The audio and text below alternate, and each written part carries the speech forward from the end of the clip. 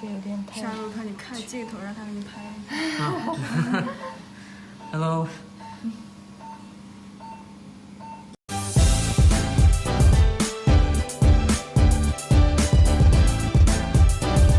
Welcome guys to another vlog on JLUMBCM, and in this vlog series it's going to be specifically about internship studies at Jilin University Normal Medical College. Now, first of all, I'm going to break down how internship works here. After your 5 years of initial study at the university, you will then start 1 year 52 weeks accredited internship at one of the 3 hospitals affiliated to our medical college. We have Jilin University First Hospital, Second Hospital and Third Hospital. You can choose which hospital you want to go to, however that's done by a majority veto. For example, half of my batchmates chose First Hospital and half chose the Third Hospital, which means First and Third Hospital were open.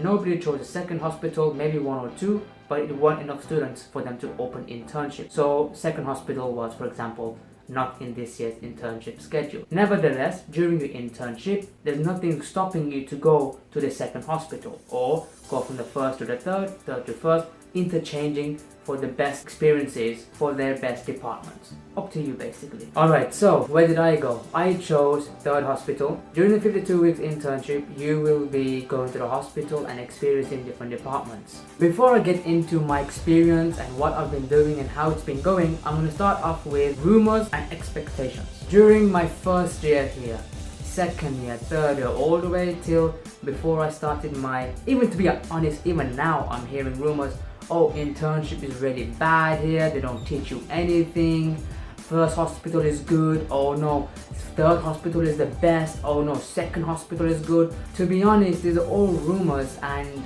if you were here, it can be really demotivating and makes you panic. It made me panic a few times and think, what the hell am I going to do if this is all true? Majority of the students, of the senior students, did tell me that it's really bad. There was very few students who actually gave some positive reasons that it's going to be good here. Now, expectations wise, my expectations were just the fact that go there, they're going to help me learn, experience, I'll have responsibilities to take, go on ward rounds, meet patients, help diagnose patients, different decision making. But to be honest, many senior students who I spoke to, who spoke to me, and if I asked them anything, they gave me more of the negative sort of reviews, that the teachers don't pay attention to you, the teachers don't care about you, they don't communicate. People were saying that, oh, First Hospital is amazing, or Third Hospital is amazing, or Second is the best, or vice versa, First is the worst, or Third is worse. Different students said different things. Nobody actually gave a solid review of what internship is here. Now, why is that so? Most likely, these students, these seniors, they themselves didn't go to the hospitals every single day. They didn't go and fulfill their attendance to 100%. They probably just went less than a quarter of the total 52 weeks they're supposed to be going. And with that minimal amount of time of experience they had, they can't really give a solid review on what internship is like for each department, or what their experience is like with the teachers, what the good and what the bads are. It can't just totally be bad, because that's what the rumors were like. They were really demotivating, and it was making me panic. When I was in my 3rd year, 4th year, I was constantly sending messages left and right asking how is it for the current students at that time who were doing their internship, and most of them didn't reply, and some that did, very few gave a reasonable positive answer, but majority that did reply, from the few that replied, pretty much gave a biased, negative sided review. However, this was mainly because of communication problem. Now, what do I mean by communication problem is that Chinese language. And not just Chinese language, it's your competency as well that played a huge factor. I'm saying these 2 reasons now because this is what I've experienced in my current 4 weeks that I've done for my initial internship. Now, my experience, we have started at comprehensive first, should be clinical skills training first, but for some reason the Third Hospital began us with some of the comprehensive groupings first. I'm not sure why, it's just the way their schedule was available. Never mind though, I will tell you my experience. In obstetrics and gynecology, it's a lot of hands-on. It's comprehensive subject, meaning it has a bit of everything. It has surgery, it has ward round, it has cases, discussions, it has imaging studies, it has pretty much a lot of medicine is there. It's very busy. I've had to get up at 6 a.m. I then take my electric bike and go to the hospital. I leave around 7 a.m. I get there for 7:30. We start with the ward round. Ward rounds start at 7:40, finish by 8. And we go through each patient's case, see how they're doing, see how they're feeling, any complications overnight. After that, we then check our schedules. And in the schedule, if there is a scheduled surgery, for example, a hysterectomy or cervicectomy or whichever surgery in a gynecology department. Now, I started first 2 weeks is in gynecology. 1.5 to 2 weeks is in gynecology. 1.5 to 2 weeks is obstetrics. So first 1.5 weeks was at gynecology. In gynecology, I took part in ward rounds. I've taken part in case discussions. I've taken part in meetings. I've taken part in ultrasonography, diagnosis of many patients throughout the day. The amount of patients in one day is just a lot. You get easily more than 50 to 100 patients in an outpatient clinic. So you will go to outpatient, you will get inpatient, and you'll be in the surgery. In the surgery, the rumors were that, they don't allow students step inside the surgery room. They don't allow the students to even go near the patient while under surgical procedures. You have to be at a distance, 10 meters away, and just watch. It's all lies. It's all lies. If you show you know your knowledge, if you can show you're competent, if you can speak Chinese, I'm not saying that you should speak Chinese fluently like a native, but enough to communicate with the patient and the doctors, then you will be able to scrub it. So I scrubbed in, I put the gowns on, I got sterile, I go to the surgery room, and I take part in with the surgical team. Now, hysterectomy is a laparoscopic. To be honest, you can't do much in that surgery apart from holding the uterine clasp as the fourth assistant in the surgical team. That's what I did. Only because many times chief of a gynecology department used to ask me questions.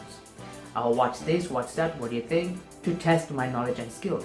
And every time I did pretty well because I prepared the night before or the week before. I knew I have gynecology and I prepared for it, and I went in and I knew the most common diseases that will come up. I've already asked the teachers, the doctors, what are the most common diseases that you often get in your daily work.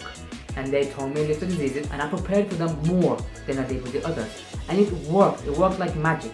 The next few days I went, the next week and a half, the 2 weeks I took part in all the surgeries, I took part in all the case discussions, and I really had a great experience. After that, I was then sent to obstetrics. It is 10 times better as in experience-wise than gynecology, simply because there's now even more to do, even more responsibility, and I had the opportunity to take role of these responsibilities simply because I went every single day to gynecology in my previous week and a half, and I showed them my competency.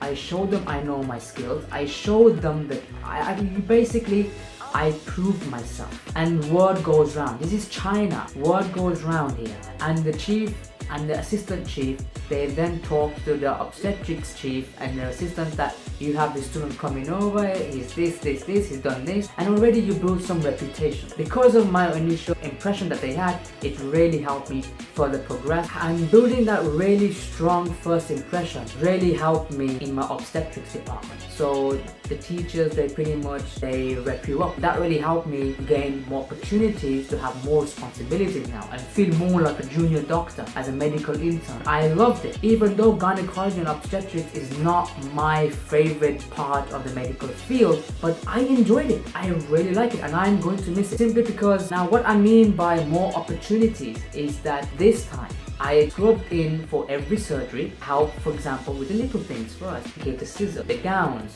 help sterilize it. That was the first responsibility they gave me, to sterilize the patient before we put the gowns on. So it was C-section. Obstetrics, a lot of the surgeries are going to be C-section. Then the next thing was they teach me how to push the baby. So I learned how to do that. Now they ask me to hold the forceps while they cut and stitch certain membranes, and hold the uterus, so you keep the uterus clean, get the gauze, clean the blood off. And then next time, a little bit more responsibility. Now you do the suction. for me on the other side of the patient. I've got the suction tube and I'm pulling all the blood out, and I'm keeping the line of sight, the visual field open, so the surgeons know what they're doing. After that, one thing you need to know is that make friends with the residents that are already there, the Chinese residents. And because they speak Chinese and they've been there longer than me or started before than me, they know the ins and outs. I've already got more responsibilities compared to me as a newcomer. Once they finish the surgery, the main surgeons, they leave for the rest of the team to stitch them up. And that's where then the residents can maybe teach you how to suture up or allow you to take part in suturing up. And slowly, now the video will be too long if I continue telling every single detail, but at the end of the day, for example, what I did today was I sutured up every single C-section patient from the day I started suturing up. So past week, I've been suturing up intradermal stitches. Today, I helped with the deeper stitches with the fat layers and the muscle layers. I also helped clean the uterus after the C-section, and during when the baby was being pushed out during C-section delivery, I pushed and I cradled the baby out. What I mean by cradle is not I didn't put my hand in, but as the surgeon put their hand in, pulled the baby out, I, for example, held the baby. And then later, after that, after the first half of the surgery was complete, the first assistant of the surgeon moved aside and said, Shahrukh, come do the rest of it. So now today, as I'm making this vlog, today was the first time as first assistant in the surgery. Now, of course, this won't be in every department and every surgery. This was only allowed because they did more dangerous, risky part themselves. And now it's all about closing each membrane, and they allowed me to do it. I suited her up, I tied knots, and then the surgeon left and the resident came. Just me and the resident now, and the scrub nurse. That was all the people in the room, and the anesthesiologist. And now we're suturing. Now at the end of the vlog, or during this vlog, I will show you some video footage of me in the operation room doing all these things. Now I couldn't exactly show ward round and outpatient clinic and inpatient clinic all the time, simply because it's obstetrics and gynecology. Going around with a camera where patients are being checked for their genital diseases is going to be very uncomfortable for me to record, and extremely uncomfortable for the patient thinking, what the hell is this guy doing? He's recording me. I cannot do that for obstetrics and gynecology. So that's why in this vlog, it's just a face-to-face vlog with some footage I will try to put in of me in the operation room and show you that it's possible. You do touch the patient, you do take part in surgery. Given that your Chinese language is there, given that your knowledge is there, these two go hand in hand like this. If your Chinese is there but you don't have the knowledge, okay, maybe you'll get some pretty good experience. However, they're gonna think, what have you been doing for the past 5 years? You don't know some basic things, you don't know what beta HCGs, you don't know causes of primary amenorrhea. However, if you know your knowledge, fantastic, you will know what's going on. But you don't know your Chinese, how are you gonna help diagnose and see what the patient's problem is? So during your 5 years, in this university, they do teach you Chinese language, medical Chinese language. Now pay attention in those classes, because many classmates and many of the batches that I've seen, they skip these classes and they don't go. And when it comes to internship, they don't know simple words of simple organs. And it's such a major drawback to the potential that you could be achieving in internship here. Okay, now some final advice. I'm trying to keep this vlog as short as I can because there will be many more vlogs. However, this is the first vlog of the internship, so it's an introduction to everything. Now, first of all, practice your Chinese and make sure you prep a few nights before for the department you're going to. And make sure you go every single day. Be vigilant. My personal experience of being vigilant, one of these days, past week, I was going and my bike broke down. One of the wires, I don't know what happened, it just burned out. Pulled up, helped me tow it away, and it came down to 2 p.m. Now, I told my teacher, my professor, doctors that, look, this is what happened, and I said, it's okay, take your time, no problem, just be safe. However, I then went back to the hospital. Despite missing the whole morning, were they surprised, and they gave me so much respect. Not only were they surprised, but every teacher in that department, even down at gynecology department in the opposite wing, came over and said, how are you? Are you safe? We heard something happened to your bike. We heard. This is what I mean. People talk. The teachers talk about their students. Who is good, who's bad, who was impressed, how were they impressed, what were you doing, how's his knowledge. People talk. Attendance is a big thing. It shows you're vigilant, it shows you're willing to learn. Get there on time and don't be in a rush to leave early, and it shows you're not interested. Many students leave around 11:30, but I leave at 6 p.m.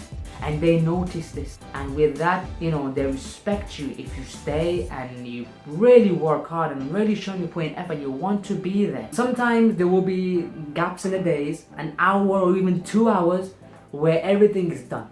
You've done your ward rounds, outpatient is done, everything is done, and you have no like errands to do, even no paperwork to do. Today, for example, I had some paperwork to do. I had to get some files from one side to another side, some signatures left and right. A very busy day. Some days you will have 1 or 2 hours that are nothing. So what do you do in that time? I personally had my iPad, had my books, I study, I do PLAB questions, I do USMLE questions. I just keep myself busy and something to be productive about. I hope this video is very informative, helping, I hope it motivates you, and I hope it breaks all those rumors that go around. If anyone says to you, oh, internship is not as good here, it's this, it's that, it's what you make of it. So I hope this is very clear now, and if you want to come to this university, if you want to know what internship is like, this is it. Don't go there expecting to be spoon-fed everything. It's internship. You've done 5 years of studying. If now in your final year you start studying and asking teacher what's this, what's this, what's that, and asking stupid questions, you might as well just stay home and not go there, because they will look at you and they'll be like, what the hell have you been doing for the past 5 years? And internship, no matter you're doing it in China or back in Europe, or Russia or South America, India, Pakistan or wherever, internship is a time where you are exposed to the medical workforce, to the medical experience, or what working as a doctor is going to be like.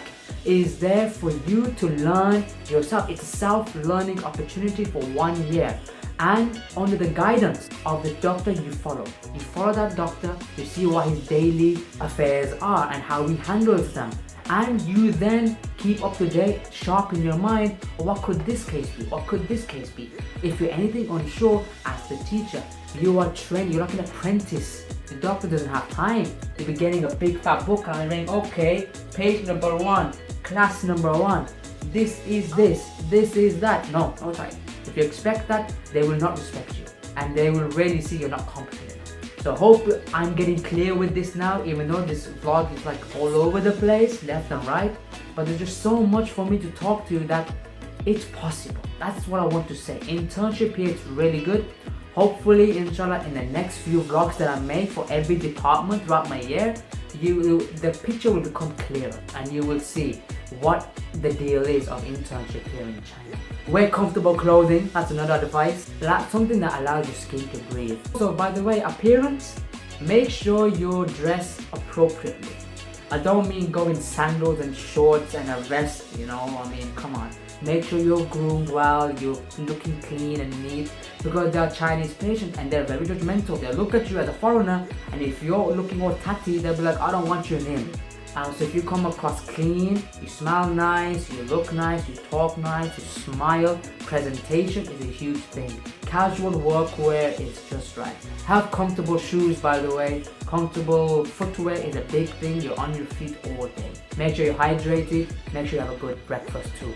I think I've talked a lot for this. It's a long vlog. This will be the longest internship vlog, I think, compared to the upcoming ones. So I hope you understood what I'm trying to say. I hope the message came across. Thank you for watching. Stay tuned, subscribe, comment if you have any questions, if you have any concerns, comment in the comment section down below. We'll get back to you ASAP. Thank you very much.